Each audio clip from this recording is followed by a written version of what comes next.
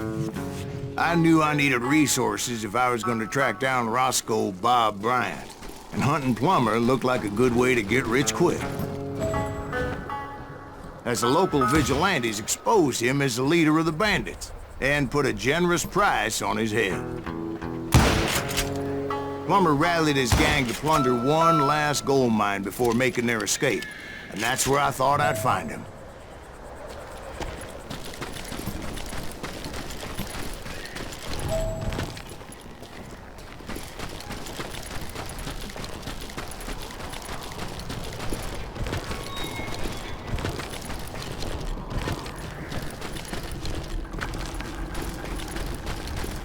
Makes me nervous standing so close to all these goddamn barrels of gunpowder. Why would you be nervous? No one has the cojones to come after us. As long as you don't light up a cigar, we're fine. Yeah, besides, George is up there on the rocks with that rifle of his. Nothing gets past him.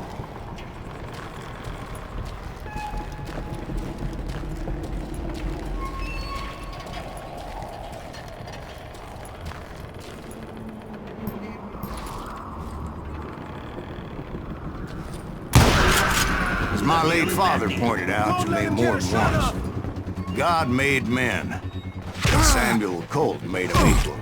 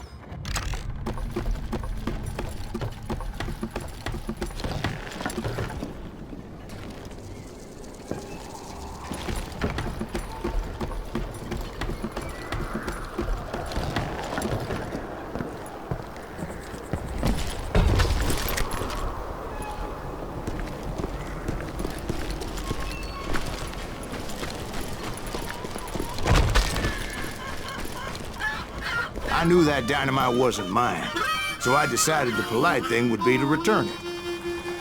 It was the biggest gold rush since Sutter's Mill in '48. Unfortunately, prospectors weren't the only ones drawn to those riches. There were thieves and killers, robbing travelers and hijacking gold shipments. Like those that ran with Plummer. Some were just regular folks I knew from town, drawn by greed and easy pickings. Charlie Crow, the blacksmith. James, who worked in the stable. Sam and Jeremiah Barber, the butcher's son. Ordinary citizens who lived a double life. Stealing and thieving and murdering their neighbors.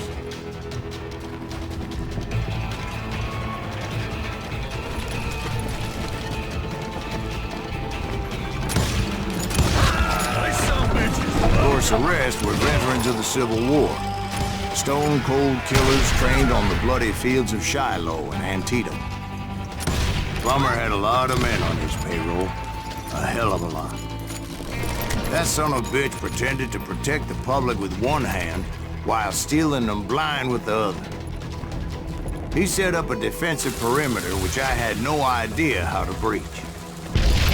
If Daddy had lived to see Alfred Nobel's explosive invention, my guess is he would have told Samuel Colt to kiss his ass. Dangerous, desperate individuals. I was outnumbered and in way over my head. But I was too damn stubborn and stupid to realize it. They must have thought I was tough. Or had some kind of death wish. Seeing as there were barrels of gunpowder everywhere. I thought I was some kind of hero.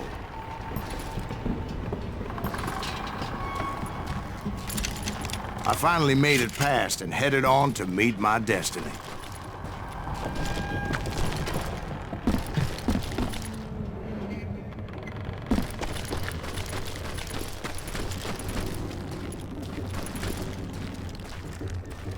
But first, I had something I needed to figure out. I had a few ideas on how to get into that mine, but once I made my decision, I knew there was no turning back. So my first thought was to enter the nearest mine portal. I saw an entrance. Made sense. It was the quickest way in, but that also made it more dangerous, as there would undoubtedly be enemy pickets posted along the way.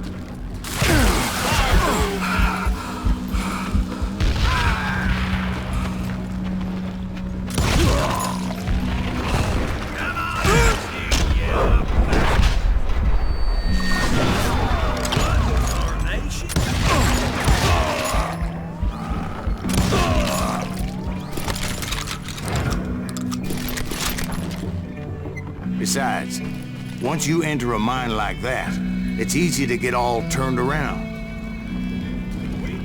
And that confusing maze of corridors wouldn't even be the worst of it.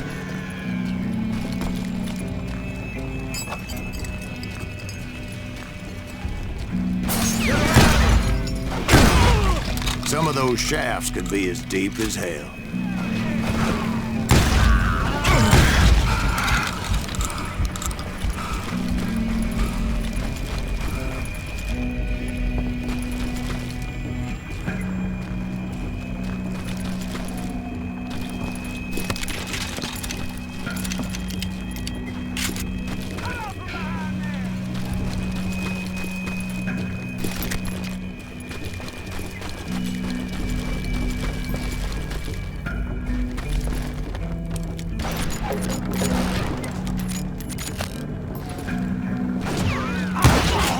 A single stumble or misstep can easily end in a deadly plunge to oblivion.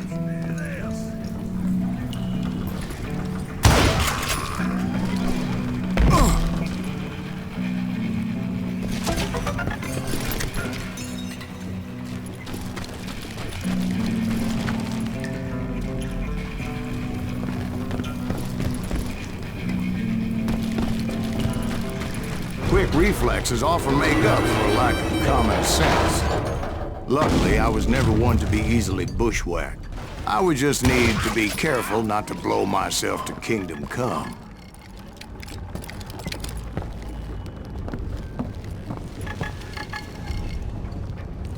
Get him! With all that gunpowder and dynamite everywhere, a body has to know what he's shooting at. All it takes is one tiny... As a boy, I always loved... Down a mine shaft! Show yourself, coward! You ain't beefing me!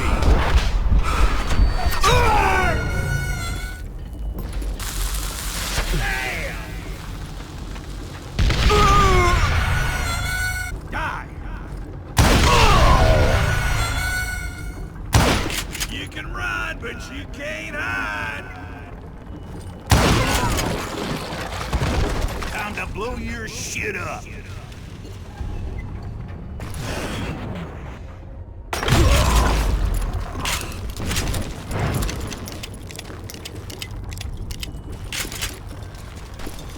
One wrong bullet could have turned that mine into a dad-blasted tube.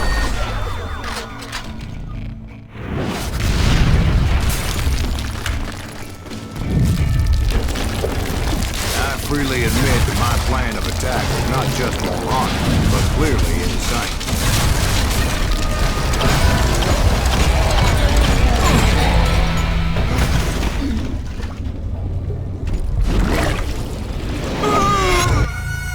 It's a good thing that I abandoned that ridiculous plan before I even tried it. Instead, I spotted a ladder, way into the mine from the opposite side.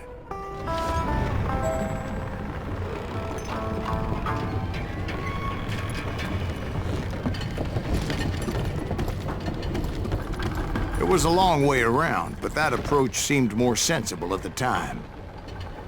Of course, being I had a problem with heights, that scaffolding scared the bejesus out of me.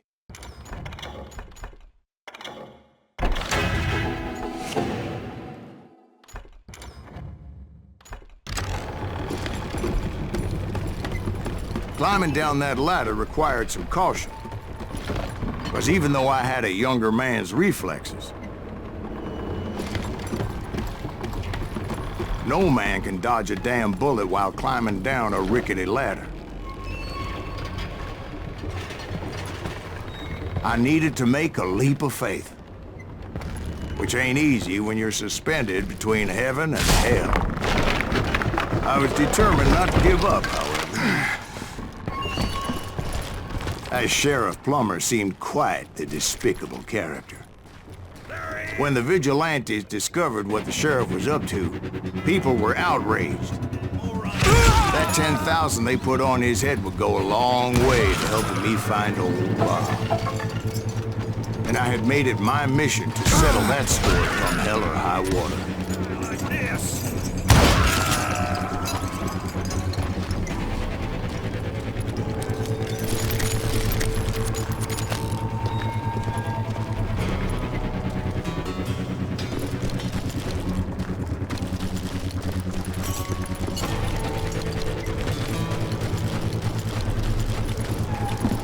But first, I would have to make a choice. Take the elevator or climb the ladder.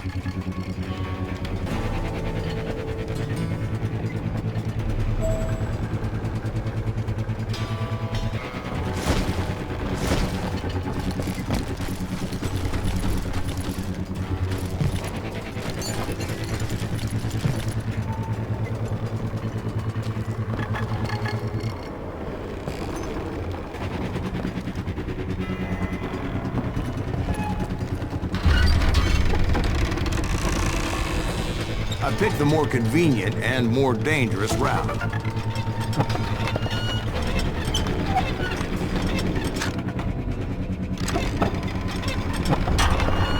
can run, but you can't hide forever.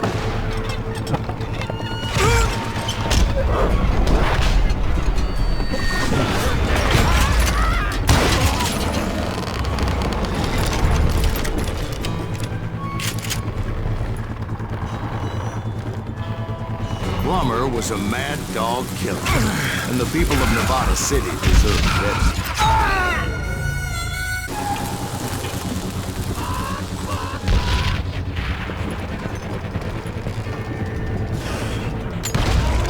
Right, well, he was the sheriff of both places at one time or another, but that's neither here nor there. The point was, taking him down would save a lot of lives, including my own.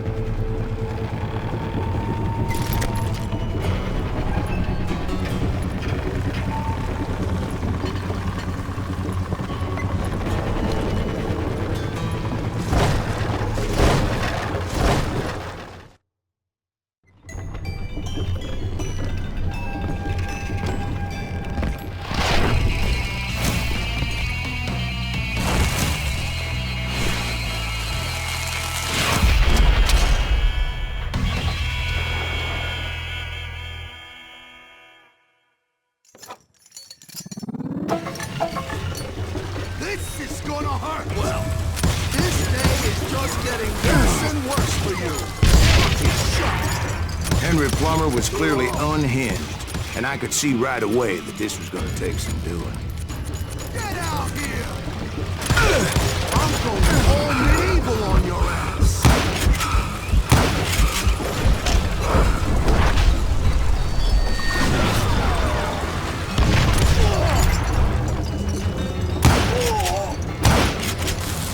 Run! You can shoot, but can you aim? Damn, I need some help here! Come on, boys! Take this cocksucker out!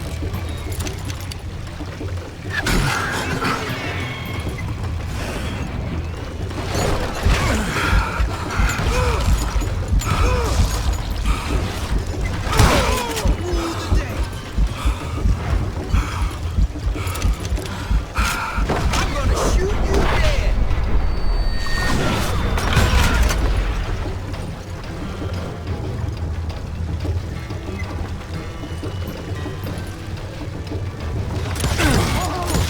No blood money for you today!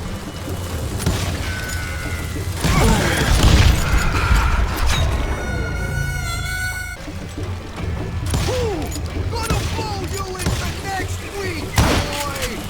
I can shoot too!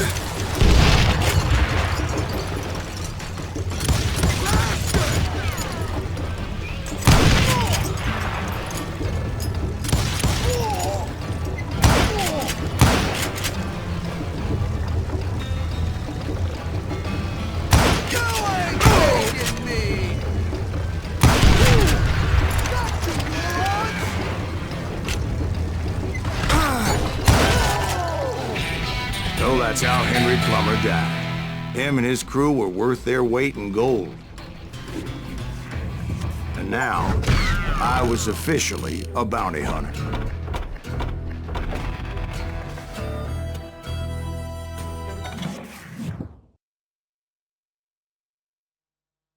So, did you finally go after that Bob feller? Well, I heard word he was in Kansas with John Wesley Hardin. So that's where I went.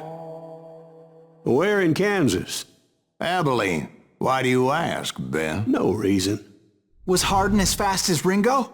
Ringo was fast, but John Wesley was as fast as the devil himself.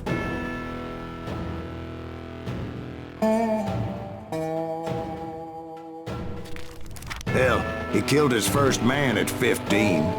From that day forward, he had a price on his head and wouldn't back down for nobody, not even Wild Bill Hickok himself.